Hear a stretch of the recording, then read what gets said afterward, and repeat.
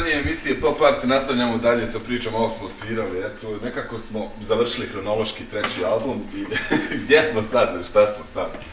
Sad smo u kreativnoj pauzi, odnosno nije pauzi, već sam počeo, uradio sam novi single, oformio fenomenalan tim. Ovo će biti nakon jako dugo vremena moj prvi sarajevski bosansko-hercegovački proizvod, jer radim sve u Sarajevu i u Bosni i Hercegovini, većinom je to ekipa iz Bosne i Hercegovine. Muzički producent je Mahir Sarihočić, neko ko jako dugo godina sarađuje sa Dino Merlinom i direktnim član njegove stalne ekipe. U njegovom studiju će biti realiziran cijeli moj novi CD, on će biti muzički producent, izvršni producent i svega toga bit ćemo Dalal, Mithat i ja. Ne smijemo Dalal, naravno Dalal, moja najbolja prijateljica, odnosno moja sestra, jer sve što sam u životu doživio i onih lijepih i ružnih stvari, nekako smo prošli skupa.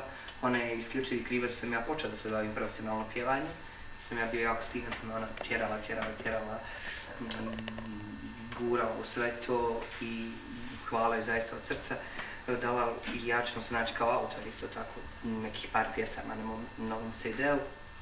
Mislim da je to prijateljstvo od nekih 11 godina ćemo krunisati zajedničkim radom. Interesantno mi je da nikad niste snimili ništa skupa. Ja sam slušao jedan demo koji ste vas dvoje radili i onaj demo me je tako oduševio i tako bi bilo drago čuti vas dvoje skupa, napokon u jednoj pjesmi. Pa ko zna, možda ćemo i napraviti nešto na mom CD-u. Ja i ne govorim, a vidite što da će uspjeti ne govoriti. Pošto ona mene govorila da počnem da pjevam, nema razloga da njim ne govorim, snimimo duet. Dalal je jedna izvršna osoba, mislim, Dalal javnost uopšte ne pozna onako kako je poznajem ja, jer ona je prije svega nevjerovatan čovjek, a zatim je nevjerovatan talenat, posebno u autorskom smislu. Zaista, ona je baš onako jedan vrhunski autor i nadam se da će u budućnosti sebe pokazati kao vrhunskog autora, jer to ona zaslužuje, a o njenim glasovnim kvalitetima zaista ne treba pričati, ona jako dobro pjeva i ja bih jednog dana volio čuti njen solo album, ako ona se bude odlučila da to uradi. Dogovorit ćemo. Da, ja se nadam. Dobro, već si izbacio single koji se zove Priđi bliže. Tako je. Tako, pa to je zapravo obrada jednog velikog iranskog hita pjevača Kameruna koji je to uradio tamo od 2004. na 2005. Nam se to jako dopalo, Dalal i ja smo radili tekst. Mahir je to aranžmanski onako dosta dobro sredio. KC kao reper, zahvaljujući Dalal i njenom kontaktu prijateljstva sa njim, vrhunski je to odrepovao u pjesmi i dao je baš jedan poseban šmek, što bi rekao naš narod svemu tome. Mislim da ova pjesma mi pomalo vraća na onog starog mene iz perioda pjesme Laži me i onog nekog mog dobro prepoznatljivog zvuka, jer ipak album Anđeo sa greškom je bio izlet u nešto što se pokazalo kao nekomercijalno.